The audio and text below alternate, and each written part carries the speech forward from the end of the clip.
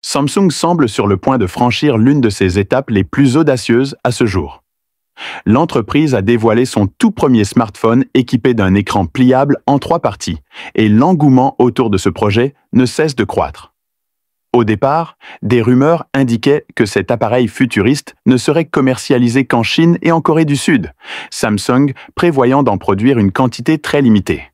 Mais de nouvelles informations laissent entendre que le Galaxy Z 3 Fold pourrait également arriver aux États-Unis.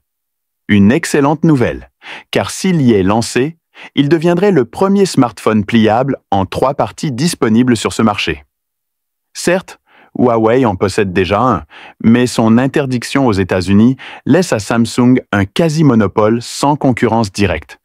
Imaginez, être la seule marque à proposer un téléphone pliable non pas une, mais 2 fois. La demande s'annonce immédiate. Passons maintenant aux spécifications, car les fuites sont particulièrement intéressantes. Le Galaxy Z 3 Fold serait doté d'un immense écran de 9,96 pouces une fois déplié, complété par un écran secondaire de 6,49 pouces pour une utilisation quotidienne.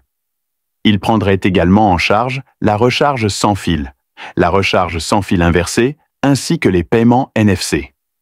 Des démonstrations ont déjà montré ses capacités multitâches, promettant un véritable gain de productivité pour ceux qui recherchent un téléphone pouvant aussi servir de mini-tablette. Quant au calendrier de lancement, il demeure incertain.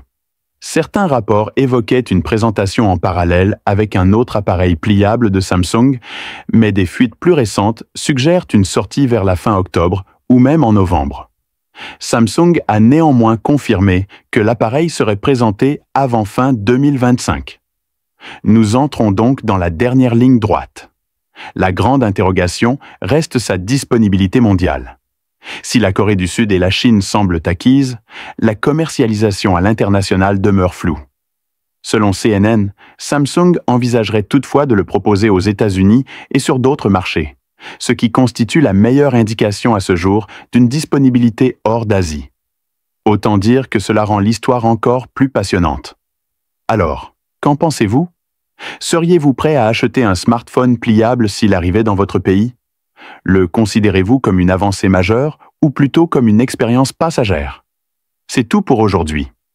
Pour davantage d'actualités et de mises à jour technologiques, restez connectés et n'oubliez pas de vous abonner à notre chaîne Android+.